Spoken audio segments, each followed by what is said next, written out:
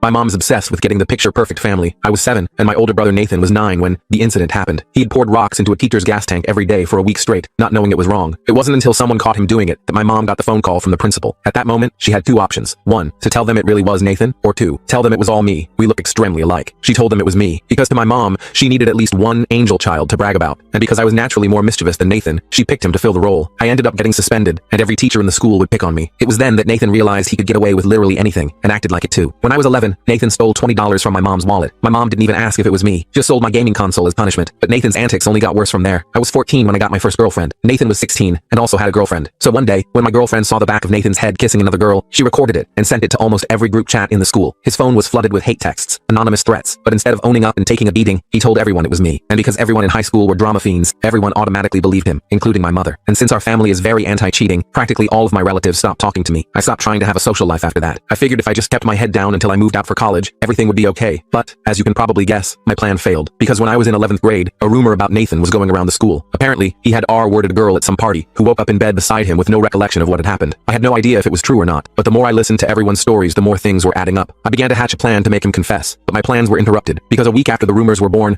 people were threatening to beat me up after school. Eggs were thrown at me as I walked home. It wasn't until one guy threw a punch during lunchtime that I realized what was going on. Nathan had somehow convinced everyone it was me. I went home early that day, not knowing what the F to do. I remember living with so much fear, I didn't even want to leave the house. But when the weekend came, things took a dark turn. I got a notification that I was tagged in a post on Instagram, but when I clicked it, my heart dropped. The account was anonymous, but was followed by nearly everyone in school. The caption was my home address, phone number, email, all followed by an in-depth description of who I had violated, and just how I had done it. I almost threw up with stress. My hands and feet were ice cold. I tried to scroll through my WhatsApp to see if there was anyone I could reach out to, but there was only one. The only person who didn't blame me for Nathan cheating on his girlfriend, my dad. I hadn't spoken to him in almost 10 years, but when I called, the first thing he asked was if I wanted to come over, and he'd pay for the Uber. I breathed a sigh of relief, and left immediately. On the way there, I passed by 4 Toyota Corollas filled with angry 18-year-olds, all heading towards my house. Luckily, they didn't see me, and I knew I would be staying at my dad's for a while. When I got there, he didn't even ask why I had reached out. He just gave me a big hug, and played Polar Express on the TV, my favorite Christmas movie from when I was 5. But the second Tom Hanks started narrating, I burst into tears. Tears soon turned into hyperventilation, and within 2 minutes, I was having a full-blown anxiety attack. I couldn't even speak, and just showed him the Instagram post. Son, I know you wouldn't do that, he said. It was the first time someone had seen the good in me. I immediately calmed down, and he continued speaking. Apparently, my mom had always treated Nathan a lot better, and my dad always tried to stand up for me. But things quickly escalated, and whenever my dad would defend me, my mom would get violent, which was the reason for their divorce. I told him my mom said he used to hit her, which is why I never reached out. He just nodded, but the look in his eyes told me he understood and forgave me. It was the most love I had been shown in my life, so I started crying again. My dad assured me not to worry because he would handle everything, and I was in safe hands. I smiled, because back then, I didn't understand the weight of his words. I didn't know just how seriously he had meant them. He protected me so well that I didn't find out what he had done to Nathan and my mom until it was too late to be undone. I can't tell you what happened next in this video. The full story is on my channel.